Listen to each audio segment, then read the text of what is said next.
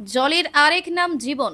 জল ছাড়া পৃথিবীর জীবকুল ও প্রাণীকুলের অস্তিত্ব টিকে থাকা খুব কঠিন বিষয়। বলছিলাম, যতনবাড়ি 1.20 এমজেডি ক্ষমতা সম্পন্ন ওয়াটার ট্রিটমেন্ট প্ল্যান্টের কথা। সমগ্র এলাকার মানুষ একসময় নিরাপদ পানীয় জলের অভাবে বিভিন্ন ধরনের জল বিষয়ক রোগে ভুগতেন। তারপর দীর্ঘ বছর পূর্বে এলাকার মানুষের দাবির পরিপ্রেক্ষিতে যতনবাড়ি ফায়ার সার্ভিস সংলগ্ন গর্জনটিলা এলাকায় গোমতী নদীকে কেন্দ্র করে এই বিশাল ক্ষমতার সম্পন্ন প্ল্যান্টটি নির্মাণ করা হয়। বর্তমানে প্ল্যান্টটির অবস্থা ভগ্নদশায়, প্রয়োজনীয় বিভিন্ন জিনিসপত্রের অভাব সহ বহুমুখী সমস্যায় জর্জরিত। একদিকে দক্ষ শ্রমিকের অভাব, অন্যদিকে সময় উপযোগী সংস্কার করা হচ্ছে না। শুধু তাই নয়, জরুরিকালীন বিদ্যুৎ সংযোগ থাকার কথা থাকলে পরেও এখনও সেই ব্যবস্থা গড়ে ওঠেনি।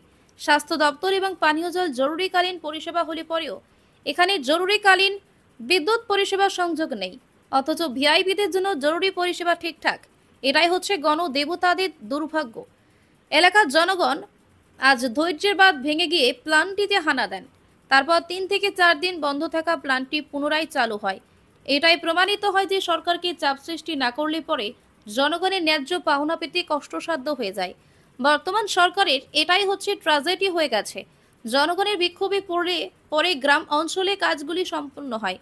এলাকার জনগণের দাবি, এই যতনবাড়ি ওয়াটার ট্রিটমেন্ট প্ল্যান্টটিকে যেন গুরুত্ব সহকারে সংস্কার করা হয়, গুণগত মান বজায় রেখে।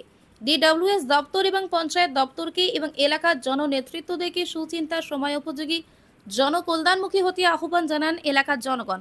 যতনবাড়ি থেকে গোমতী জিএস নিউজের বিশেষ প্রতিবেদন। এলাকার জনগণের পক্ষ থেকে গোপাল দেব আরো বলেন।